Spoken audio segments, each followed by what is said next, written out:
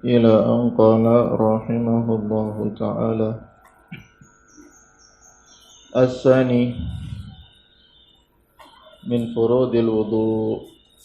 Yang kedua daripada fardul wudu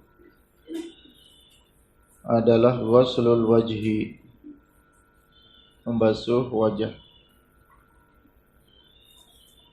Wa huwa, yang namanya wajah, ma baina manabiti sya'ri ra'sihi wa tahta muntaha lihyatihi. Batasan wajah, yang namanya wajah itu yang mana?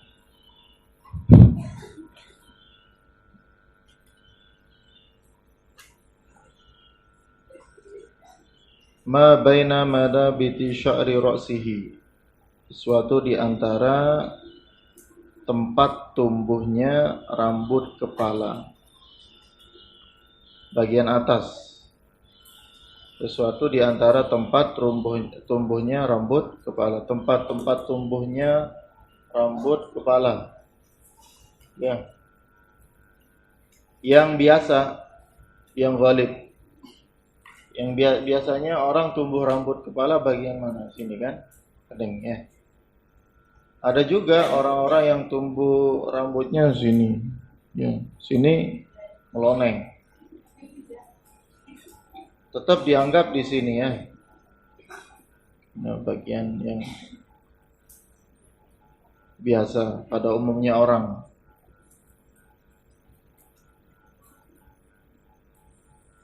Kemudian wa tahta muntaha lihyatihi, dan kalau bawahnya itu ujung lihyah, jenggot.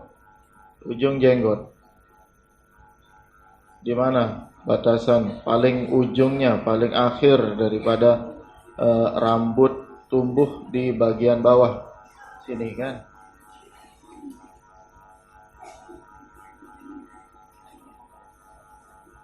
Mungkin ada juga yang tumbuh sampai sini.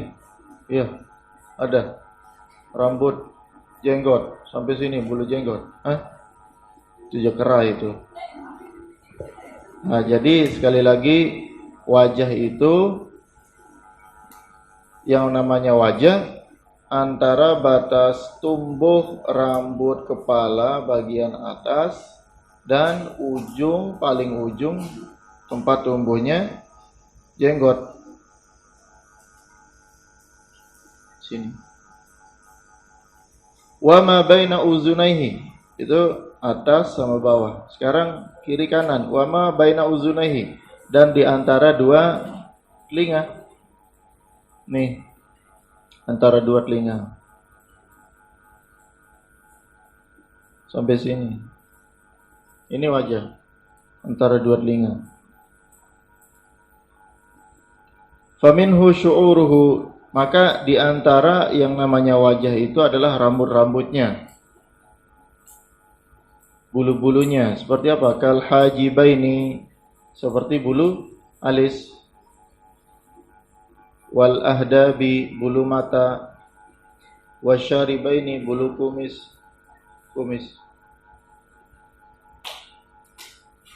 Wal izaraini, izaraini ini bulu yang tumbuh yang berhadapan dengan telinga, samping pipi. Ini apa? Selensing. Apa bahasa Jambang? Ada juga yang bilang nih godek katanya. Bulu godek. Nah, jadi ini adalah bagian dari wajah yang harus dibasuh. Jadi batasannya adalah tempat tumbuhnya rambut kepala bagian atas dan ujung jenggot, tempat tumbuhnya jenggot. Kemudian antara dua telinga. Nah, di antara bagian dari wajah itu adalah rambut-rambutnya juga, bulu-bulunya. Di antaranya adalah bulu alis, bulu mata, kumis, sama selensing. Ini harus kena. Karena ini adalah bagian wajah. Fayajibu ghuslu zahiri hadhihi syu'uri, maka wajib membasuh bagian yang nampak daripada bulu-bulu ini, rambut-rambut ini. Ya. Wajib membasuh daripada bagian daripada bulu-bulu yang nampak dari yang disebutkan tadi, alis. Jangan ditempel pakai selirban. Karena saking udah rias-rias terus enggak mau hilang warna-warna yang sudah dikasih alisnya, misal warna hijau gitu. Jadi saking enaknya dilihat akhirnya ditempel. Nanti kalau wudhu ditempel aja biar gak hilang. Jangan digituin.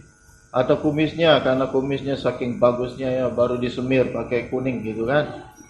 Tempel di sini. Dibiarin. Maka wajib dibasuh bagian yang nampak dari bulu-bulu itu. Wabatiniha, dan juga bagian dalamnya. Bagian dalamnya misalkan terlalu tebal nanti, karena kumisnya tebal ya, sampai gak kelihatan kulit bibirnya. Nanti itu dijelaskan. Wabatiniha ma'al basyarah, maka yang wajib dibasuh adalah bagian luarnya dan juga bagian dalam daripada tempat rumbuhnya bulu-bulu tersebut sampai kulit-kulitnya. Allati tahtaha, yang ada di bawahnya. Wa in kasufat, meskipun tebal tuh. Li'annaha minal wajhi, karena itu bagian dari wajah. Maka misalkan nanti ini tebal ya, tebal. Ada enggak yang alisnya tebal? Ada itu. Sampai ketutupan matanya. Tutupan matanya. Kalau kebuka matanya yang kelihatan bulu-bulu doang. Ya, kayak kelambu ini, kayak kelambu semuanya, dunia ini kayak kelambu. Tahu-tahu itu matanya, rambut alisnya. Nah, itu harus harus masuk semuanya. Bagian zahirnya, bagian luarnya itu harus basah, bagian dalamnya juga harus basah. Gini. Ya. Atau kalau misalkan nggak terlalu yakin, suruh temannya, ayo giniin. Atau mungkin karena belum yakin, pakai selang, gitu. Masa segitunya ya? Nggak sampai kan? Ya cukup begini aja, gini. Dan yakin, intinya yakin. Intinya bisa masuk semuanya. Kalau misalkan terlalu tebal, kemudian digosok-gosok. Kalau sudah yakin semuanya masuk, basah semuanya sampai kulitnya, sudah cukup. Intinya adalah yakin. Karena dalam kaidah al-yaqinu la yuzalu bisyak. Keyakinan itu tidak akan hilang dengan keraguan. Kalau sudah yakin gak mungkin bisa ragu. Kalau udah ragu walaupun sedikit, maka hilang keyakinan. Gimana orang bisa dikatakan yakin kalau ada ragu walaupun hanya senyolet? Maka sebaliknya, asyakku la yuzalu bil yakin. Itu kaidah fikih. Kemudian, jadi sekali lagi wajib membasuh bagian luar daripada bulu-bulu ini dan batinnya yang bagian dalam bersama kulitnya sampai ke bawahnya. Meskipun tebal, karena itu bagian dari wajah. La batinil kasifil khariji anhu. Bukan yang bagian dalam daripada tempat tumbuhnya rambut yang tebal ini, yang di luar dari wajah, yang luar dari wajah. Ya, contohnya misalkan bagian telinga, ini tebal sampai rambut-rambut di sini ya, nggak kelihatan bulunya, misalkan begitu. Atau bagian sini, ini kan bukan bagian wajah. Walaupun ada rambut di sini tebal, ya, misalkan di sini ada tumbuh rambut di sini tebal bulu gitu. Kemudian di sini tidak wajib dibasuh. Itu maksud daripada la batinil kasifil khariji anhu. Tidak wajib dibasuh bagian dalam daripada tempat tumbuhnya rambut yang tebal itu yang di luar dari batas wajah. Misalnya di sini di sini. Kan yang bagian wajah ini aja kan. Sini tempat tumbuhnya, sampai sini tempat tumbuhnya jenggot pada umumnya. Kemudian antara kedua telinga. Wa amal lihyatu wal aridani, adapun jenggot wal aridani, muka pipi. Ini ada enggak? Ini kalau ini yang laki aja. Ya, ada enggak yang tumbuh rambut di sini bagian sini? Ada kan? Sampai sini. Penting jangan sampai sini aja rambutnya. Ada kan bulu bagian pipi sini. Itu namanya arid. Bulu yang tumbuh di muka pipi sini. Bagian pipi ini. Adapun jenggot dan rambut yang ada di pipi, bulu yang ada di pipi, fa in khaffa, maka jikalau jarang, tidak tebal, wajaba ghuslu zahirihima wa batinihima ma'al basyarati allati tahtahuma, maka wajib semuanya. Jikalau dia tidak tebal, jikalau jarang-jarang. Kalau jenggot sama bagian rambut yang ada di pipi itu jarang-jarang, nggak tebal, maka wajib membasuh bagian luar dan dalamnya bersama kulitnya yang ada di bawah. Wa in kasufa wajaba ghuslu zahirihima duna batinihima lil masyaqqah.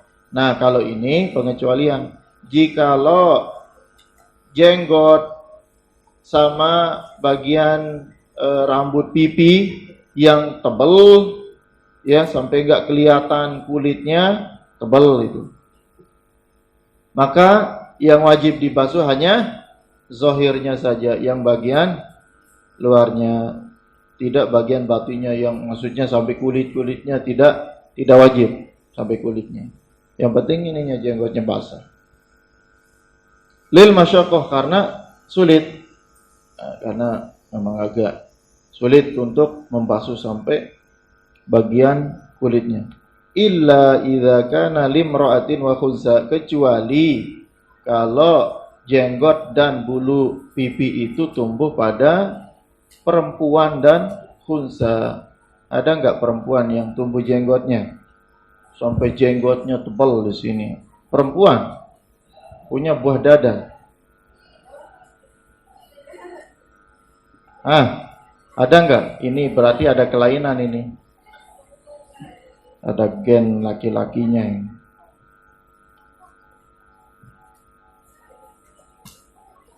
Tapi sampai sekarang Abah juga belum pernah melihat ada perempuan yang punya jenggot sama bulu bagian sini nih, pipi. Perempuan tapi ada jenggotnya, itu belum pernah lihat. Kalau ada coba ke sini, datengin, ya. Ini bagian, ya tapi pasti ada ya, pasti ada.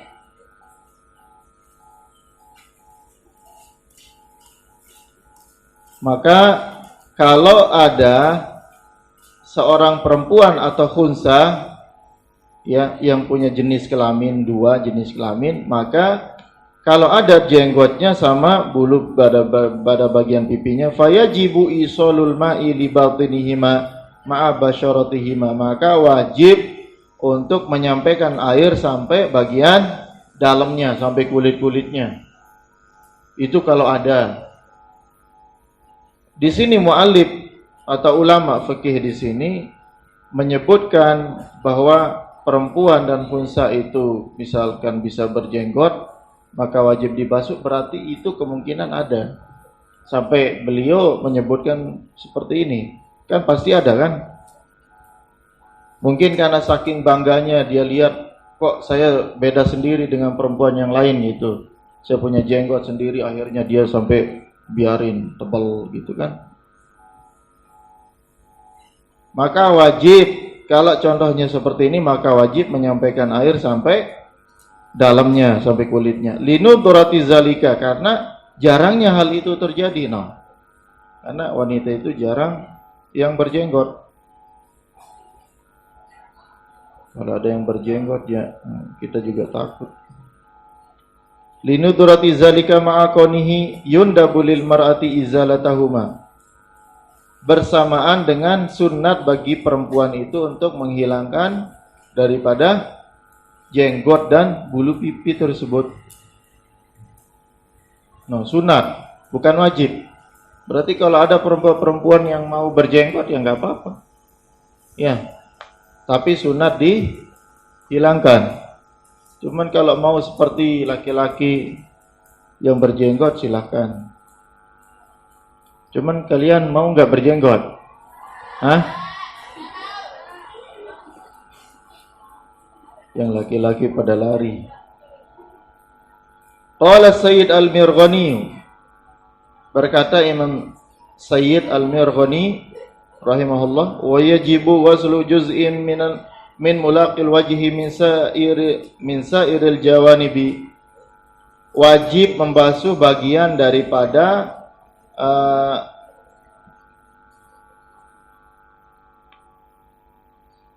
kelebihan daripada tempat tumbuhnya rambut kepala, min sa'iril jawanibi, dari segala sisi. Maksudnya wajib membasuh bagian daripada tempat tumbuhnya, batas tempat tumbuhnya rambut melebihi daripada tempat tumbuhnya rambut itu wajib. Izma la yatimul wajibu illa bihi fahuwa wajibun. Karena sesuatu itu tidak akan sempurna kewajibannya kecuali dengannya. Maka ketika sesuatu itu tidak wajib, tidak sempurna yang wajib kecuali dengannya, maka itu juga wajib. Sekali lagi, ketika sesuatu itu tidak akan sempurna yang wajib kecuali dengannya, dengan sesuatu itu, maka hukumnya juga wajib. Misalkan bagian sini, ini kalau kita tidak basuh bagian tumbuhnya rambut, melebihi daripada bagian tumbuhnya rambut, itu tidak tidak menyempurnakan dari kewajibannya, maka di sini juga hukumnya wajib. Jadi tidak sempurna dari kewajiban itu, membasuh itu, kalau kita tidak melebihi daripada sedikit basuhan dari tempat tumbuhnya rambut. Misalkan ini tempat tumbuhnya, kita lebihkan sedikit. Lebihkan sedikit. Maka di sini dikatakan wajib membasuh bagian dari yang berhadapan dengan wajah dari segala sisi, karena ketika sesuatu itu tidak sempurna yang wajib kecuali dengannya, dengan menambahkannya, melebihkannya, fahuwa wajibun, maka hukumnya juga wajib. Paham apa enggak? Jadi ini batasan kan? Batasan rambut. Jadi tidak sempurna kewajibannya kalau kita tidak melebihkan. Kalau kita tidak lebihkan, tidak akan sempurna. Kalau kita tidak lebihkan, maka yang lebih ini bagian dari wajibnya juga. Karena tidak akan sempurna kalau kita tidak lebihkan. Ketika sesuatu itu tidak akan sempurna yang wajib itu kecuali dengannya, maka hukumnya juga wajib.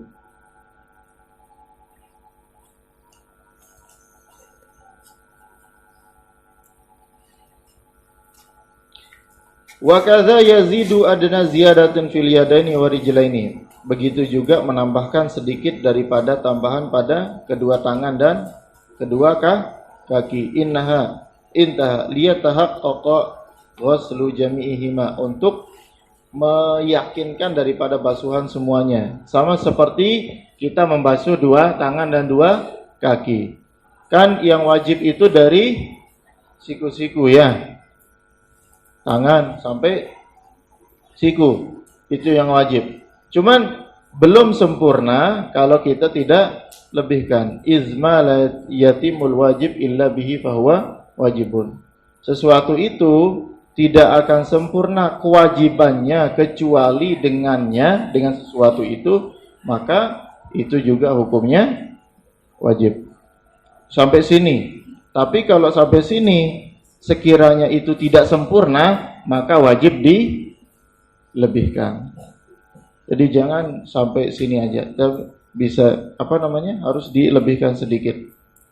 Wa kadza yazidu adna ziyadatin. Demikian juga menambahkan sedikit minimal dari tambahan pada dua tangan dan dua kaki. Sama seperti kaki. Batasan kaki itu sampai mata kaki, harus dilebihkan sedikit biar sempurna. Sama dengan wajah tadi itu ya. Jadi kalau membasuh wajah, jangan yang kan terlalu pelit. Oh, sampai sini aja. Sampai diukur atau sampai di selirbang di sini. Nah, ini batas wajah saya. Sampai di selirbang sini. Ini sampai sini aja. Kalau bisa, ketika kita basuh wajah, dilebihkan sedikit dari bagian tumbuhnya rambut biar sempurna. Paham apa enggak? Biar sempurna dari basuhan itu. Sama seperti di sini. Ini kan antara dua telinga. Kalau bisa dilebihkan sampai telinga. Nah, paham apa enggak? Paham nguam. Kemudian far'un. Qala Utsman fi Tuhfatul Habibi. Berkata Imam Utsman di dalam kitab Tuhfatul Habib, halqul lihyati makruhun wa laysa haraman. Perhatikan, ini buat yang laki-laki. Kalau punya jenggot nanti, ini kan yang kecil-kecil belum punya jenggot ya. Tapi kalau udah punya jenggot, ini hukumnya gimana? Atau ada sekarang yang udah masih umur 10 tahun udah punya jenggot? Ada enggak? Ada kemungkinan suka main TikTok akhirnya kejenggotan.